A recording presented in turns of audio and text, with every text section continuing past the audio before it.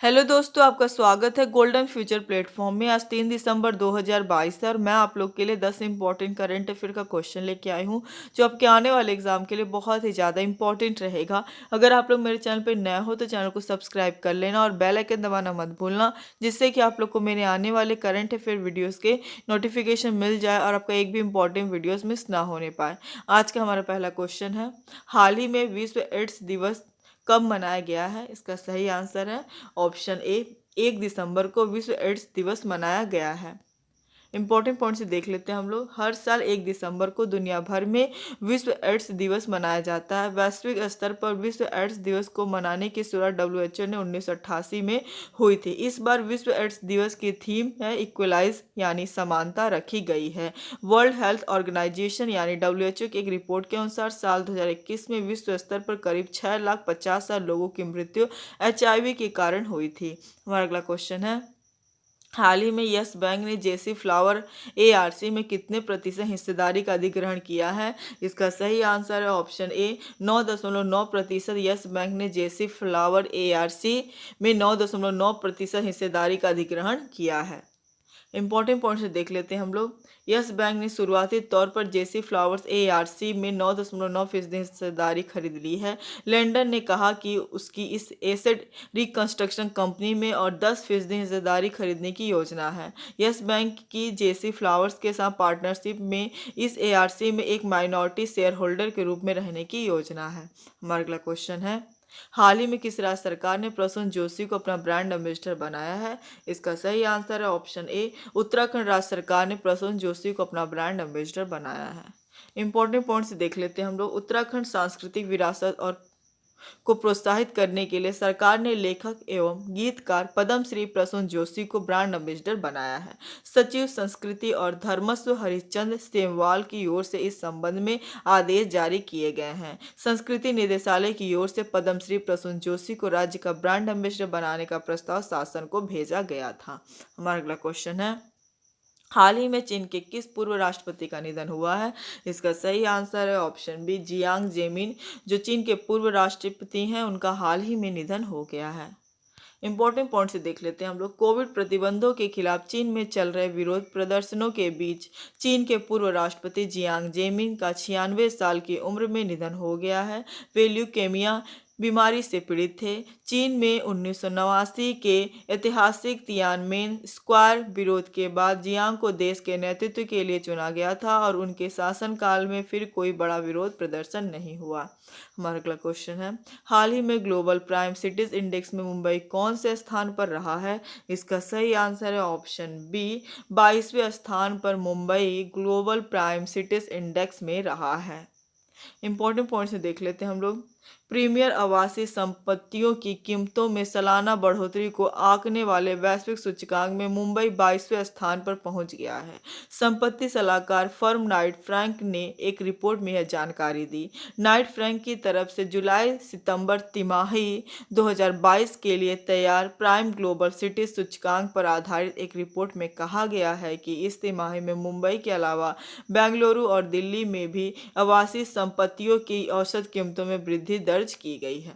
हमारा अगला क्वेश्चन है, हाल ही में the emissary of peace award से किसे सम्मानित किया गया है? इसका सही आंसर है ऑप्शन ए, श्री श्री रविशंकर को the emissary of peace award से सम्मानित किया गया है। इंपॉर्टेंट पॉइंट्स देख लेते हैं हम लोग। भारतीय आध्यात्मिक नेता एवं वैश्विक स्तर पर मानवता की वकालत करने वाले श्री श्री रविशंकर को अमेरिकी शहर मेम्फिस में राष्ट्रीय नागरिक अधिकार संग्रहालय द्वारा प्रतिष्ठित द अमेसरी ऑफ पीस पुरस्कार से सम्मानित किया गया। श्री श्री रविशंकर स्वयंसेवी गैर सरकारी संगठन आर्ट ऑफ लिविंग के संस्थापक हैं। यह संगठन स्वास्थ्य तकनीक पर आधारित कई तनाव निवारण और आत्म विकास कार्यक्रम, ध्यान एवं योग का प्रशिक्षण देता है। हमारा अगला क्वेश्चन है, हाल ही में किसने नए राजस्व सचिव के रूप में कार्यभार संभाला है? इसका सही आंसर है ऑप्शन ए, संजय मल्होत्रा राजस्व सचिव का कार्यभार संभाले हैं। इंपॉर्टेंट पॉइंट से देख लेते हैं हम लोग। वरिष्ठ आईएएस अधिकारी संजय मल्होत्रा ने वित्त मंत्रालय के राजस्व विभाग में सचिव का पदभार संभाल लिया।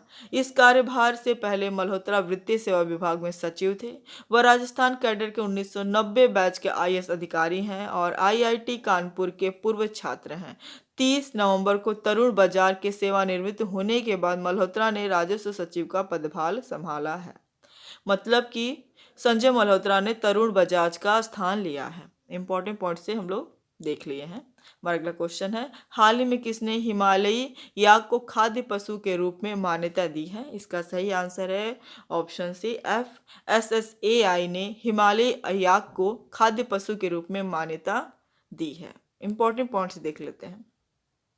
भारतीय खाद्य सुरक्षा और मानक प्राधिकरण यानी FSSAI ने हिमालयी याक को फूड एनिमल के रूप में मंजूरी दे दी है।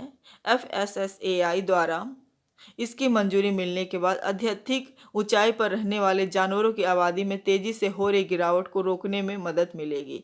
FSSAI की स्थापना कब हुआ था? 5 सितंबर 2008 को हुआ था। इसका मुख्यालय है नई दिल्ली में। अध्यक्ष हैं रीता तेवतिया।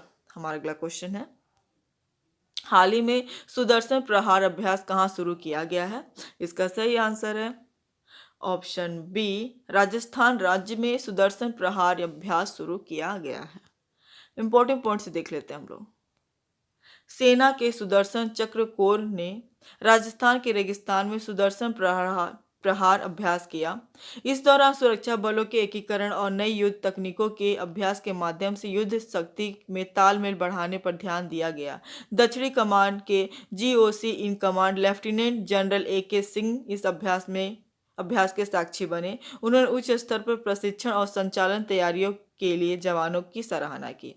हमारा अगला क्वेश्चन है और आखिरी क्वेश्चन है, हाल ही में किस देश के 4 सैनिकों ने नंदा देवी पर चढ़ाई की है? इसका सही आंसर है ऑप्शन ए, अमेरिका देश के 4 सैनिकों ने नंदा देवी पर चढ़ाई की है। इंपॉर्टेंट पॉइंट से देख लेते हैं हम लोग।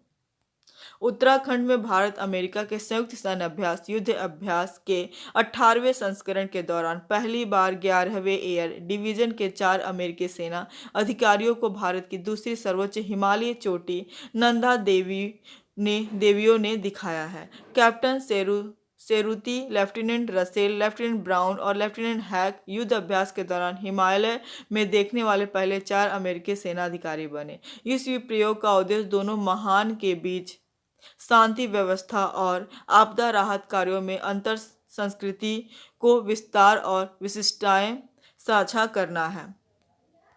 कल का जवाब है, हाल ही में किसे राष्ट्रीय गोपाल रत्न पुरस्कार से सम्मानित किया गया है? इसका सही आंसर है ऑप्शन ए, संजीव बालियान को राष्ट्रीय गोपाल रत्न पुरस्कार से सम्मानित किया गया है। आज का सवाल है, हाल ही में किसे संघ लोक सेवा आयोग यानी UPSC का सदस्य नियुक्त किया गया है? इसका सही आंसर आप लोग कमेंट बॉक्स में दीजिएगा। आज के लिए बस इतना ही। Thank you for watching.